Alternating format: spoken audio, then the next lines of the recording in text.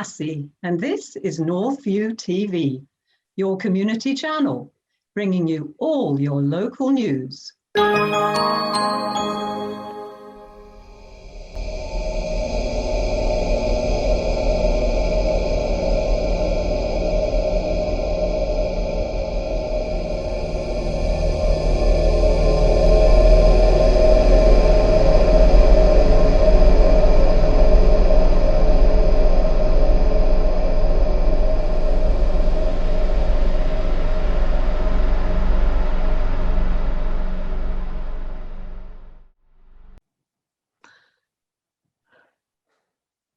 Lee, can you give me a hand here? I can never get these stupid things to work. What do I press? Oh, right. That's better. Anna, hello, Anna, are you there?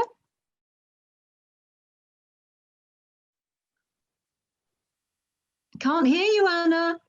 You'll need to unmute your mic. Is that better? Seems odd being interviewed at home by computer. Oh, it's these strange times we live in, I'm afraid. Otherwise, we'd have invited you to the studio. So let's start. Thanks, Anna, for agreeing to speak to us. A lot of people have been in touch about your story in the Gazette. They're really interested and they'd like to hear more. So, when you're ready? Look, I don't want you to think I'm crazy or that. Only some folk think I'm a bit, well, you know, and others think I'm doing it to get attention. But it can all be checked. Sure. So now's your chance to put the record straight. Give your side of the story. Aye, but sometimes I wish I'd never set out. It's taken over my life. Don't worry. We're here to help. Put your side of things. We're a quality channel, not one of those rubbish ones, full of gossip about C-list celebs you've never heard of. So, in your own time. Well, it all started a few years back with this weird dream. At first, all mixed up and hazy, but each time it came back stronger, clearer. Tell me about it. Well, in the dream, it were me, but an older me, in old-fashioned clothes, just standing there. And where was there? A room. A lovely room with the big fireplace, brass fender and all, a clock and a candlestick on the mantelpiece, rich velvet curtains. Right posh, like one of them TV dramas. And are you alone? No. By the fire, this woman, slim, beautiful, dark. Dark, with dark hair. No, dark like Asian, you know. Gorgeous like some Indian princess, but so sad. Deeply sad. Does she frighten you? Oh, she doesn't. It's him. Him? There's a man as well. Standing facing her. Confident, kind of handsome if it weren't for his eyes. Cruel, burning hatred. You know, like someone looks right through you. Like a laser, that way. It's okay. You saw all this in your dream. So what happened next? Nothing at first, just the piercing eyes.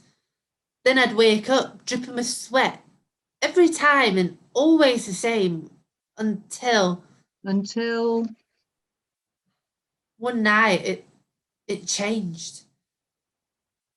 What happened? Take your time. The man and woman, you could see they'd had a row like before, only this time he grabs a candlestick. Big and heavy, and she puts her hands up, but he brings it down on her head again and again, all in slow motion, like no sound. She drops, blood running all over the floor, and she twitches, and then She's still. Next, he's dragging her across to a door, down the cellar, and he drags her through, bump, bump, bump, down the stairs. And you, your older self, what were you doing? I were just standing there, watching. And then I woke, sobbing. Oh, but it was just a dream. A nightmare maybe, but still a dream. I kept telling myself that. But usually when I wake, I know I've been dreaming, even if it's scary, but this was so real. Like I'd actually been there. Our researcher read up about this woman, the Dark Lady. She was supposed to haunt the place. 100 years ago, they said she'd lived in the big house, and one night she just disappeared into thin air. Is that the woman in your dream? At first, I didn't make the link. Not till a friend suggested it. But then it all made sense, so yes, I think it were. Tell me about her. Well, they all talked about her when I were a child. Old folk would frighten bairns by saying, the Dark Lady will get you if you're bad. I looked for the big house on Street View, but I couldn't find it. You wouldn't. It's been demolished. The family wouldn't live in it after, well, we're empty by the 30s. And then it got took over by the army in the war. Burned down soon after. Right.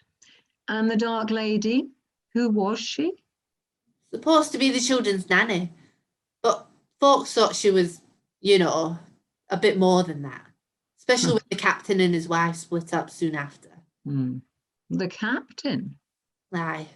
His family owned most of the land round here. Story was that he'd brought her back from India. He'd resigned suddenly from the army and came home. Folk talked of some big scandal, but I reckon it went deeper. And was he, the captain, the man in your dream? Aye. A while later, I were helping at the local history club, sorting old photos. A note on the back of one said it was the captain opening the new branch line. I turned it over and there he was, staring right back at me, right down to his piercing eyes. My heart skipped a beat, I can tell you. So the Dark Lady, why did she appear in a dream to you particularly?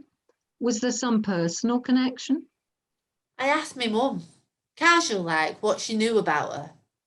My jaw dropped when she said my great-gran had worked at the big house as a maid. Did you know your great-gran? No, she died when I were a lass.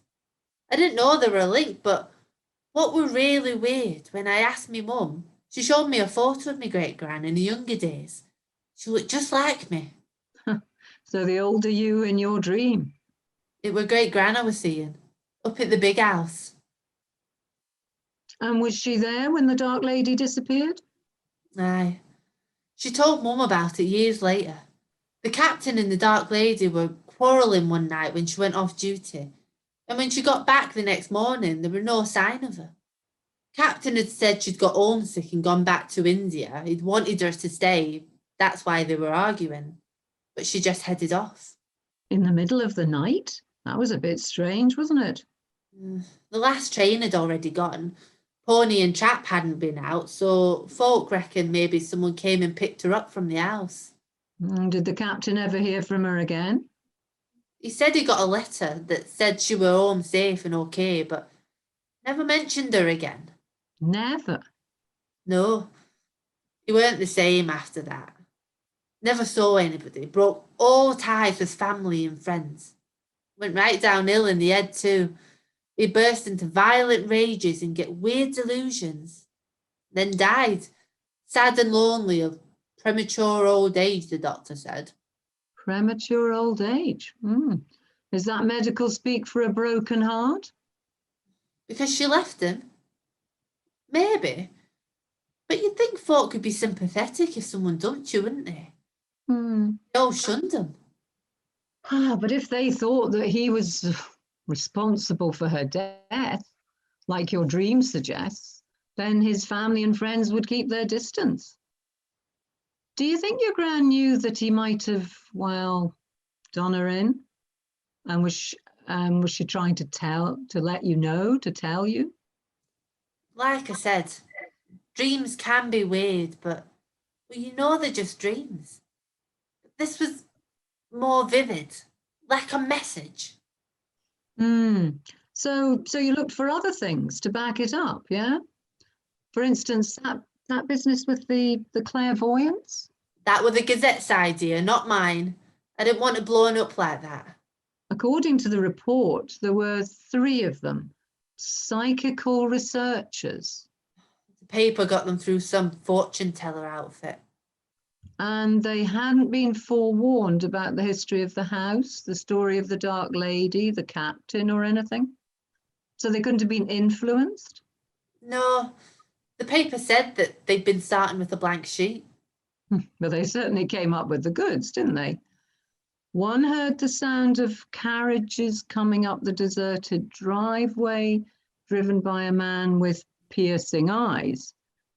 Another saw a woman who looked just like you walking along, your great-grand presumably, and the third one saw a coloured lady, so unhappy. Oh, we know who that was, of course. Well, it proves they weren't making it up. Not if they saw things too, being professional mediums then. Yes, well, they were certainly professional somethings anyway. So, thank you very much. We'll leave it there for now, but I'd love to come back to you again if I may. Bye. Okay, Lee, that's a wrap.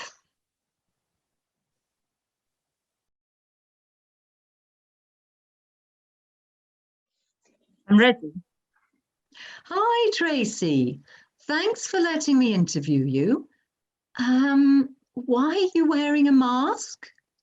I don't want to catch nothing. Oh, but you can't catch anything off Zoom. It would be easier to hear you if you took it off. Well, she's sure. And I said you'd get in touch. Thanks. Yes, I'm following up on her story in the Gazette, where she mentions you. I'm not sure I want to. I'm just hoping that you could clear up a few loose ends, okay? Because you both actually saw the ghost of the Dark Lady. Well, no. Yes. I mean, maybe. It was dark. We were all a bit tired. So tell me about it. Why were you all there? In the ruins of the big house in the middle of the night? There were 7 of us. Our local school needed new playgrounds equipment. We'd all been there as kids, wanted to help. So we got together to try and raise the money. Naturally, we all knew about the Dark Lady. It's even been on telly a few years back. One of them exorcisms. So we reckoned on a sponsored sleep out in the grounds of a haunted house. Gave it a bit of an edge. Know what I mean? Mm-hmm. Yeah. It was the end of summer. Lots of dry brushwood around. So we built a big fire in the middle of the ruins and sat round blethering and drinking tea from our flasks. Did you talk about the Dark Lady? No, that was something we steered clear of. It were one thing chatting about her when we were planning our trip, but once out there, in the dark, deadly quiet, just flickering firelight, no one else around, well, that made it much more creepy. We'd had several cuppers, so no surprise I needed the loo. And I had a torch and took me round behind the old wall out of sight, and I, well, did me business. And that's when you saw her, the Dark Lady? Well, and I suddenly started waving a torch and whispered, "Did you see that?" Ah, yes. And you said, yes, you could both see a shape, a female, faint, almost a shadow, but distinct, passing by, through you almost. with a heavy smell of oriental spices and perfume. And at the same time, it suddenly got cold. Is that right? Well, I suppose. Anna said she'd seen it, the ghost of a woman, and you agreed. As I said, it was like dark and spooky, the torchlight shaking about, and I was sure about it, so I thought I had at the time. But now? Well, it was hard to tell.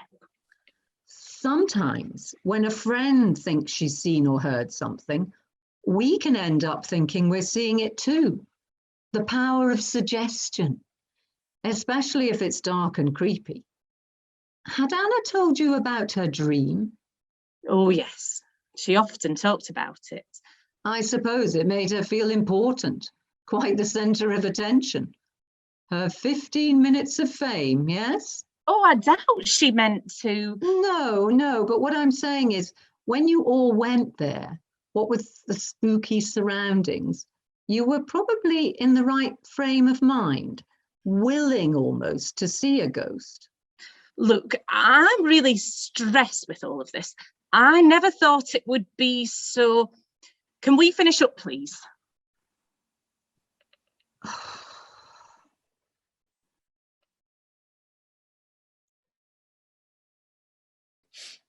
Hello, Brodie here. You asked about the Dark Lady and the exorcism I did on her. So I'm setting out some details here. Our village, it's quite old, but only boomed when the Victorians discovered coal. All the land, including the mines, was owned by the family at the big house. And lots of us, I thought, made our living working in the pits.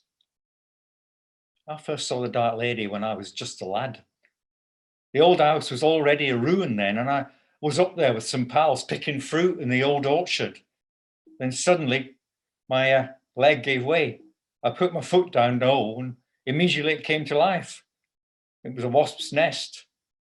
I shouted and screamed as they buzzed and stung all over me. My mates ran down to the nearest farmhouse to get help. I almost fainted with the pain. And suddenly it went all quiet. Someone put a black cape over me and the buzzing stopped. I looked up and saw a face, dark skin, very white eyes and a beautiful calming smile. I shut my eyes and laid back. When my friends came running back with the farmer, I opened my eyes and looked at the woman, and the cape had gone, disappeared. Who were that with you, lad? The farmer asked. We saw her bending over you as we came up. When I described her, the farmer's face grew somber. It was that night I first heard the story of the Dark Lady. As I grew older, I saw not only the Dark Lady, but also more things that others didn't see. I realized I had a rare gift for seeing spirits. People asked me to look into strange happenings and do exorcisms to clear them away. So now I'm well known as pretty good at that sort of thing. Then that TV news magazine program approached me. They'd heard about the Dark Lady and my paranormal work, so asked if I'd do a live exorcism of her. We all met at the site of the old house. Me, the producer, his production team, cameras, lights, makeup, and so on, and the interviewer. I was surprised it needs so many people for a short piece like that. As I stood there, I thought about the Dark Lady and her tragic life. I felt she wanted to be freed from the place she'd been so sad in, and finally to pass over to the other side.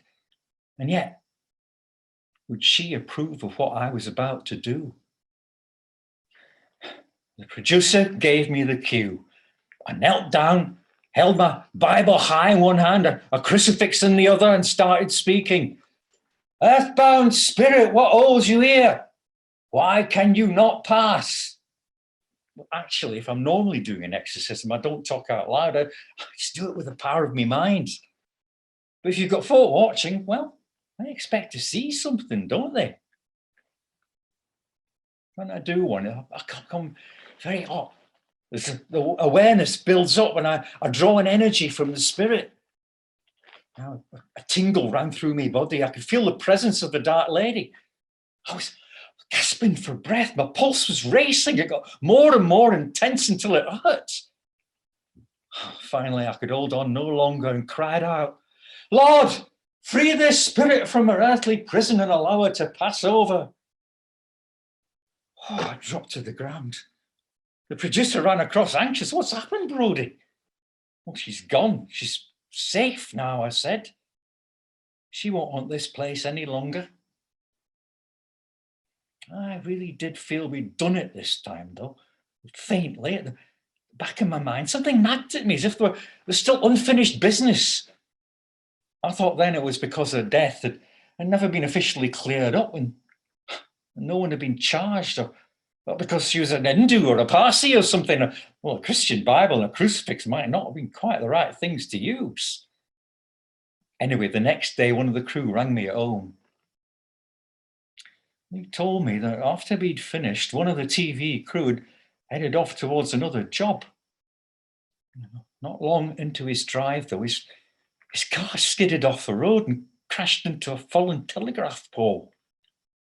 Smashed through the windscreen and impaled him where he sat. He was killed instantly.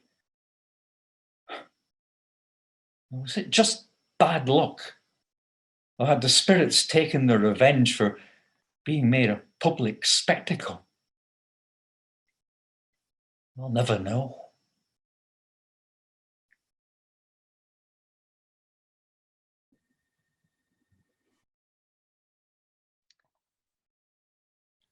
Anna's story is just one of many about the Dark Lady.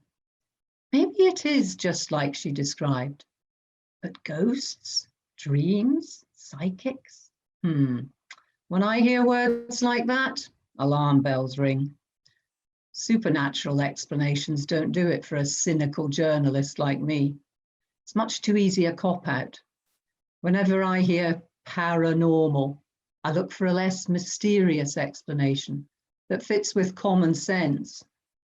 I could see at least one more likely scenario. Let's suppose Anna jotted her family stories down. After all, she's in the local history group. She showed them to a friend who suggested she sends them to the local paper. Let's assume that there's no ghosts or dreams at this stage, just a slice of local reminiscence. But journalists on local papers can be very pushy. I know, because I used to be one myself. It's hard to keep readers interested on a diet of flower shows and petty shoplifters. So they always try to make the most of any material they can find, even if they have to embellish it a bit. Here's what I think happened. The journalist, let's call her Sophie, reads through Anna's notes. She's about to stick them into the local history slot on page 5 when an idea hits her. She's heard of the Dark Lady, of course. She looks up the paper's old files and realizes that though it was a long time ago and there's been lots of speculation, her disappearance was never officially solved. She starts to see a much more sensational story. Could Anna's tale be tweaked, made a bit more of? I'm not saying anyone meant to deceive at first, but believe me, I know what reporters are like. We often have to build a saleable story out of scraps of unpromising material. And most folk are happy to go along with it.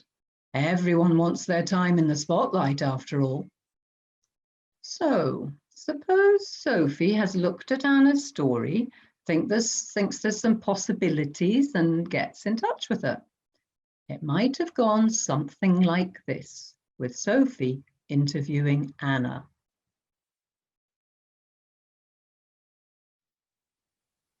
Hi, Anna. I'm Sophie from the Gazette. That piece about your great granny working at the big house. Loved it. Really interesting. She must have been a lovely person. Oh, she was. Mum was a favourite. Told her all about her time there. Our readers love local history. And of course, the big house has more than its fair share. That dark lady. Folk really go for an unsolved mystery. Like when she disappeared. Oh, well, the captain said she'd gone back to India. Maybe. But there were loads of rumours, including that she'd been murdered. Remember that exorcism on the TV? So your great-gran might have known something about it? Murder? Oh, I don't think so. I mean, she wouldn't have kept something like that to herself, would she? Unless the captain threatened her or bought her off. Oh, she never told me. And she went on working there for years after. But if he had done her in and your great-gran knew, that would be more spooky, wouldn't it? Especially if she helped him. Do you ever dream of your great-gran? Dream? Sure. Friends, relatives, alive or passed on, often pop up in dreams. Don't everyone? Of course. But did you know that some people reckon dreams might be folk trying to pass on messages from the other side? Oh, well, I've never had a dream like that. Are you sure? You can't remember every dream, can you? We've got to get the reader's attention, yes? We're not contradicting the facts, we're just representing them in a more interesting way. Editing, we call it. And you're doing it for your great-granny, really. Oh, what did you have in mind? Okay, imagine you're in a dream. It's all misty, hazy. Then it starts to clear. Great-granny's standing there. What's she like? An older version of you? Slowly, you see the details. She's in the big house, elegant, old-fashioned, and the dark lady herself, she's there too, of course. She's tall, slim, very beautiful. So far, that fits with everything you said? I suppose. Good. Now, who else is in the room? A man, the captain, but you don't recognise him. Well, yes, I would. I'd seen his photo at the local history group opening the new railway. Ah, but are you sure you hadn't seen it till after your dream? Well, I think. Well, we'll say you hadn't because it's more dramatic that way. It gives a bigger sense of mystery. Now, let's work out what might have happened. For some reason, who knows why, but never mind, they're quarrelling. The captain gets into a rage at the dark lady. So what does he do? Grabs something heavy, a poker, a brass candlestick from the mantelpiece perhaps, waves it, trying to frighten her, but he misjudges it, cracks her on the head. She drops to the floor. Then he realizes she's dead. And great-gran is standing there, watching it all. What does she do? Call for help? Dial 999 or whatever you did then. No, he's the Lord, an important man in the neighbourhood. Servants were very loyal in those days. She knows he'd get hanged or something if it all came out. No, better help hide the body, make up a story that the dark lady had fallen in love with someone else and run away. Your dream says your gran hadn't gone home. She was just actually there at the time and did nothing to stop the captain attacking the woman, just stood there watching. But I've not said I dreamt anything. You suggested that. Well, maybe you didn't exactly dream it, but you thought it, so same difference. How do you know it's not your gran sending you those thoughts? Maybe she's trying to clear everything up by confessing to the truth at last, even if it's after all this time. Don't you owe it to your great-gran to help her find if that guilt she had felt? Or to that poor dark lady to try and resolve the mystery of her disappearance? Let both their souls rest after all this time in peace from now on. Guilty? Do you think my great-grand spirit's still wandering about, lost? Very possibly. In purgatory or limbo or nirvana or whatever. Well, I don't want my great-grand to suffer. So make it a dream, like you said. Good. Oh, and it would be more more mysterious if you hadn't realised who the woman was, your great-gran, or didn't know about the big house until after you'd had your dream and told your mum. That way people can't say you're trying to cash in on the story. Well, if you think so. Look, Sophie, this won't get me into bother, will it? Of course not. This is responsible journalism. Anyway, everybody in it's long dead, so they can't sue. We'll explain it's just a theory. What we call a working hypothesis. Hypothesis?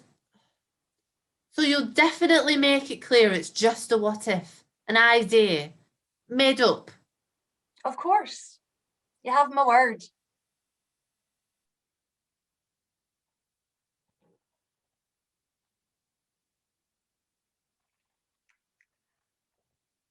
Hi, press office. Sophie here. Hey, I've got a sensation. Front page stuff. 100-year-old murder mystery solved at last. With a whiff of the supernatural as well. Yeah, and I want to book a couple. No, make it 3 psychics. Yes, fortune tellers or whatever, but make them classy. Yeah, and I'll brief them. So as we can throw in a little bit of research.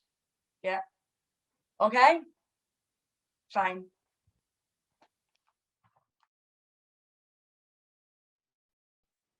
Of course, the Gazette would never print the disclaimer that Anna's dream was only a theory. And once caught up in it, Anna could hardly backtrack and say it wasn't true. By then, she was entangled in the web.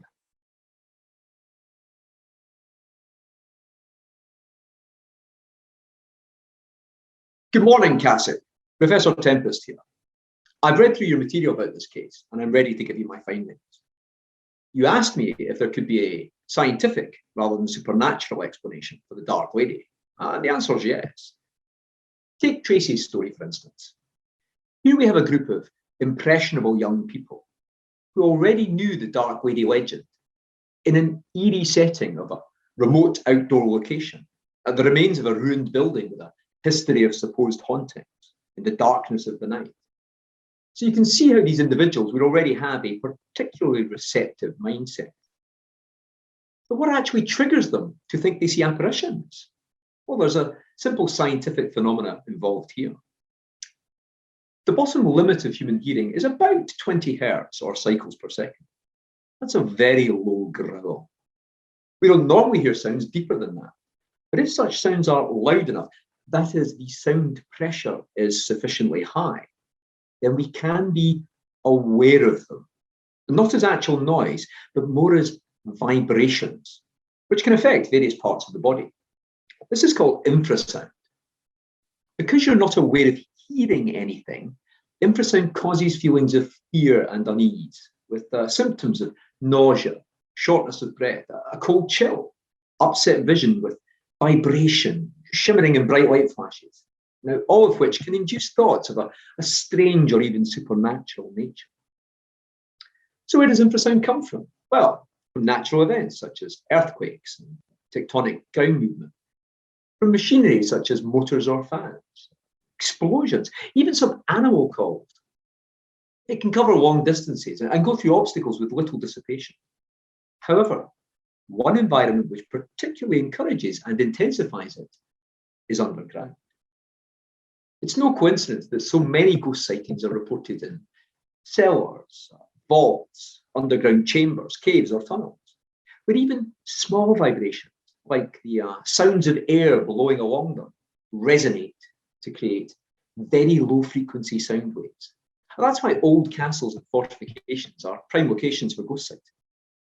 In this case, there were at least 11 mines in the immediate vicinity of the big house, active for over 150 years, until the seams were exhausted in the 50s and 60s. So, below ground, these miles of abandoned tunnels amplify rumbling echoes, creaking of land movement, gradually collapsing pit props, roof falls, underground water, wind, and other phenomena. The infrasound generated would add the final stimulus to enhance the ideal conditions for supposed sightings of ghosts.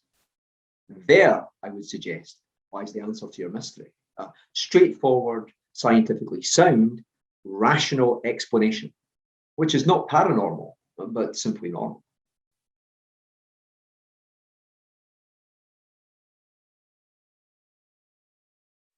So that was that. I'd got a reasonable explanation, which should have satisfied me. Done and dusted. End of. Yet, I couldn't let go. There was still a niggle, because for all our probing, we'd never got to the bottom of what really happened to the Dark Lady. So no satisfactory ending to our story. I felt I had to know, almost like someone was compelling me. So I went back over the story of the Dark Lady herself and the captain.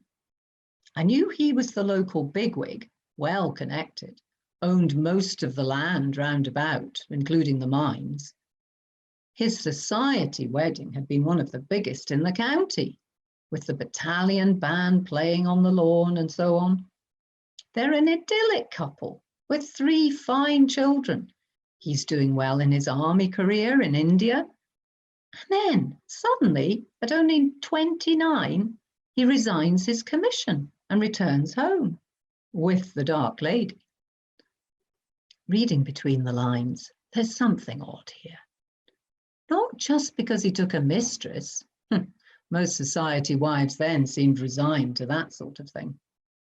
But he and his wife separate, something almost unheard of at that time. There must have been a very strong reason. So what happened?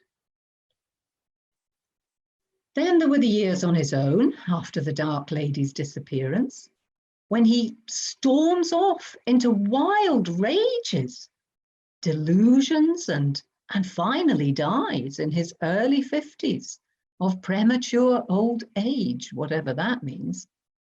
Guilt, sorrow, remorse. Then another breakthrough when we started looking at the rest of the family and tracked down a present-day relative of the captain. Thank you for agreeing to talk to me. Did my researcher tell you what it was about? Yes, I read your notes, including the interview with that Anna woman. I've seen her stuff before in the local rag. She just can't let go. You're nosing into our old family scandal, the so-called Dark Lady. But on one condition, I am to remain completely anonymous throughout this interview. Is that understood? Yes, of course. We'll blur your face before transmission and maybe use a voice changer. Is that okay, Lee? Fine. But it would be easier if I had some name to address you by. How about Tacita? She was the Roman goddess of silence, because that's what this whole thing's been about for the last 100 years, isn't it? Silence. Will that do? Tacita. Yes, a Roman goddess. I like that. Well, fire away then. Good evening, Tacita. As you know, there's been a lot of interest over the years in this case. Nonsense about ghosts, dreams, exorcisms and whatever, popping up all over the place. So the family resolved we would never discuss it. So is there any point in my asking Don't you be about... so impatient. Let me finish. As I said, we had decided, however, yes? 2 things. Firstly, you're the only person to offer a rational explanation, not all that supernatural claptrap. So that's one brownie point. And the other? Oh, it was all a long time ago. The world is different now, though I doubt it's any better. There is no one left from that time, and my generation's not getting any younger. So soon there will be no one left who knew what really happened. Maybe we owe it to that poor gal. To Anna? Oh, don't her. I I've read her stories. Opportunistic nonsense. No, I mean your Dark Lady. The unfortunate that the captain brought back with him from his travels. She was badly served by us all, and we owe it to her memory to put the record straight. So the Dark Lady definitely wasn't a figment of the local imagination. Oh, no. She was very much a creature of flesh and blood. Who was she then? As you supposed, she was an Indian, a Hindu by all accounts, very good looking, from a pretty high caste family. But for some reason she'd fallen on hard times and been badly used by the officers out there. So the captain rescued her? Rescued? No such honourable motive, my dear. He was only interested in satisfying his own lusts. I suppose it caused quite a stir at the time. Very much so, especially as mixed liaisons were frowned on in those less enlightened days. I know he was prominent in local society, but his behaviour, having a mistress, was that enough reason for his wife to leave him? On its own, probably not. Women put up with a lot in those days. On its own? I'm curious about the captain. Why, when he was doing so well in the army, did he suddenly resign and come home? What happened out there? Let me tell you about the captain. My kinsman was not an attractive man. Even in his younger days, he could be vicious. I recall a story about a young lad caught climbing the wall at the big house. The captain cracked his whip and took the tops off 2 of the boy's fingers. Maybe that just reflects the arrogance of our class in those times. But as he got older, he became worse, flying into violent, uncontrollable rages at the slightest thing. So, the big question, did he murder the Dark Lady?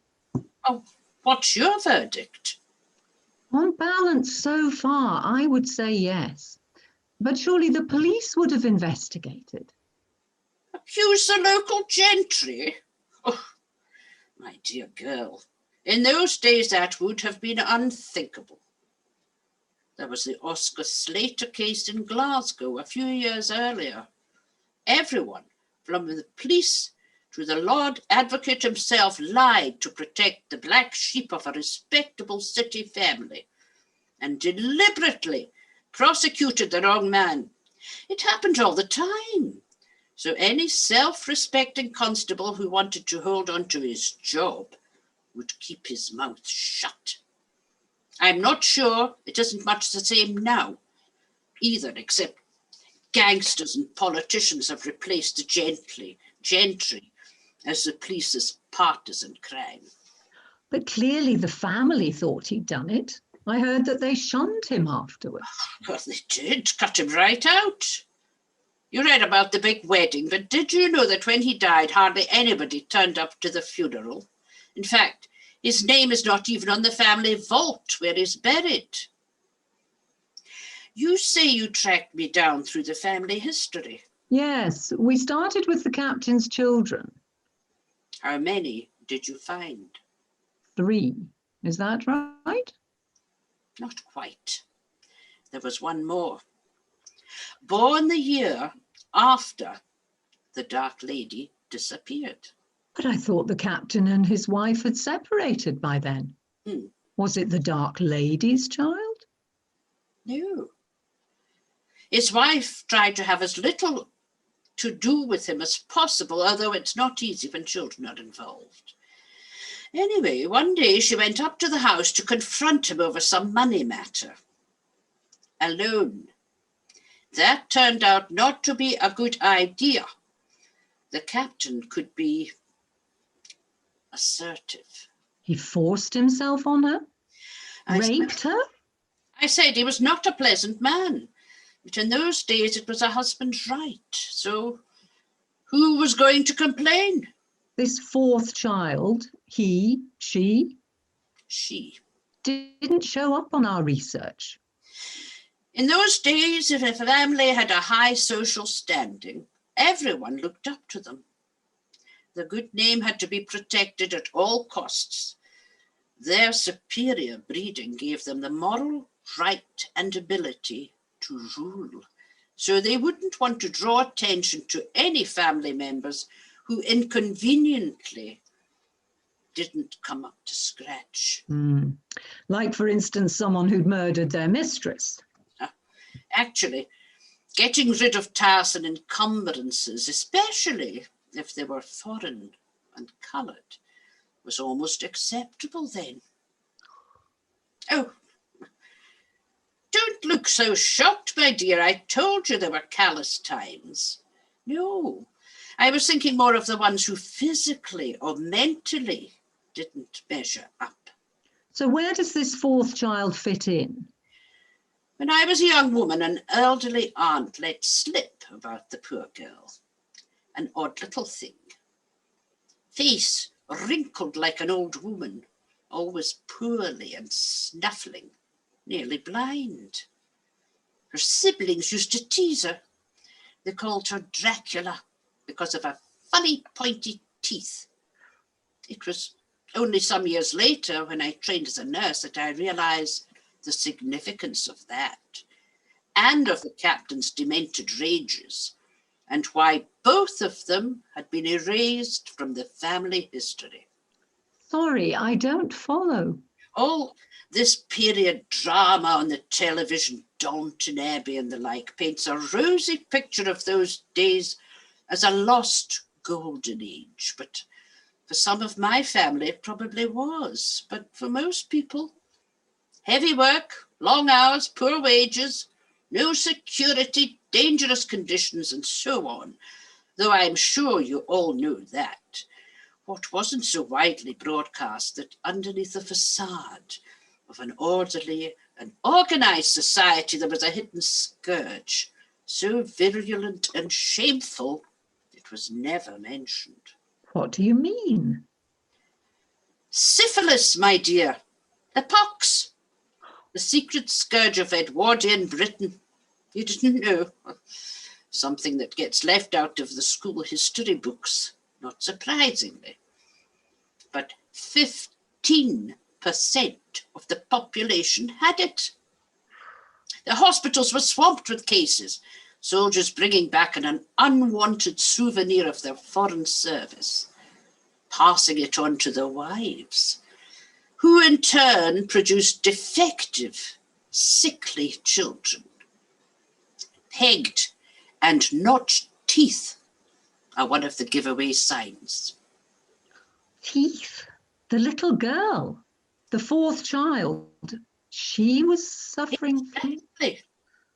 A nasty disease. After the first bout, it goes dormant. The sufferers think they're clear. Sometimes they are. But for others, often years later, it returns with a vengeance. Dementia, wild rages, delusions, and grandeur. The comedy lunatic who thinks he's Napoleon. They made up a third of all asylum patients at that time. Death was always welcome. Then the captain would... Well, he would have had to resign his commission when the early signs began to show. Then the final confirmation from his doctor. At that time, there was no cure, just a slow, lingering decline into madness and death as the lesions eat away at the brain. I can't begin to imagine how he felt. As I said, he wasn't a nice man, but I'm not sure anyone deserves that. At least the doctor didn't embarrass the family on the death certificate. Premature old age sounds more genteel, doesn't it? And the Dark Lady? Oh, he probably thought he caught it from her, and he might well have done. Heaven knows the poor woman was badly enough misused by other officers, and it was rife out there. So that night, just back from the quack, given the diagnosis, a long, slow death sentence, he blames her. They quarrel and he loses it, lashes out in a violent rage. And the family helped cover it up. Oh, yes. They didn't mention the cause, of course, in those days. In those days, they talked a lot about death, but never about sex. Now it's the other way around. But we all knew that he was rumoured to have dispatched a woman who had wronged him in some way. People would kill to protect the family honour, and if they were well connected, the authorities would collude with them. They, the landed classes, thought they were invincibly superior and could carry on forever. That notion has died completely in the trenches of the Somme. Thank you. I'm now beginning to wonder if I should pursue this. One last thing. Yes? You said that the family was dead set against opening up on this. What made you change your mind? Will you switch off the recording? Sorry? I don't want what I'm about to say to go any further, certainly not broadcast. Well, all right. Lee, can you stop the recording, please? Thanks. I don't want you to get the wrong idea. As I said, I don't believe in ghosts, ghouls, and supernatural elements or whatever, all stuff and nonsense. But When your researcher wrote, I was all set to throw her letter in the bin. All those cranks over the years, but something stopped me. Instead, I drove up to the old estate. I hadn't been there for years, but it's still empty and open. I can't quite explain it. It was as if someone compelled me to go. I walked across the old lawn up to the ruins of the house itself, just a few low walls now, overgrown with trees. And I stood in the centre. It was quiet, unnaturally quiet. I thought, places can play tricks on you sometimes, set the imagination going. Well, whatever. did you see something? I told you, I don't believe in all that nonsense, but I just knew at that moment more strongly and overwhelmingly than I'd ever felt anything before that I had to do the right thing by her. I was shaking when I got back into the car. Mind, if you ask me about this, I shall flatly deny it. Understood? Understood. It's been a bit of a quest for me too. Goodbye, Tacitus, and thank you.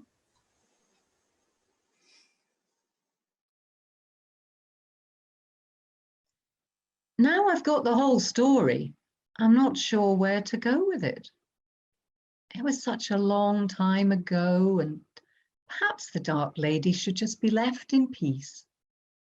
Folk will soon forget Anna and her dreams and move on to something else. However, before I finally decide, I'll make one last visit down to the ruins of the old house.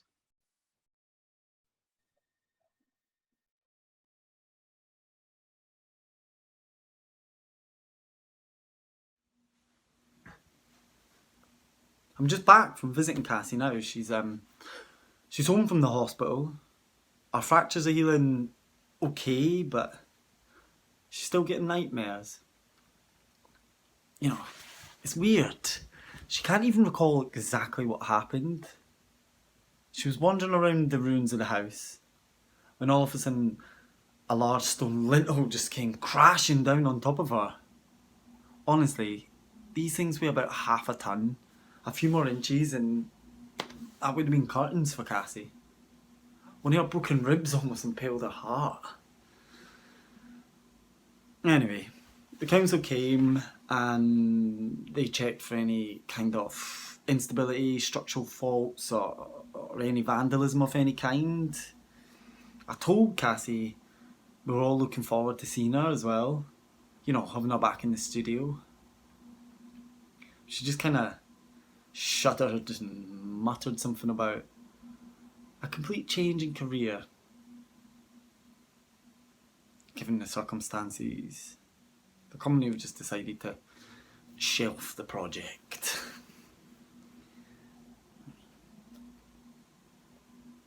There is one thing that puzzles me still. Cassie kept saying that she hadn't been in the ruins alone, that he was there, glaring at her. Anyway, we're not exactly sure what she meant, because when help arrived, there was absolutely no trace of anybody else around.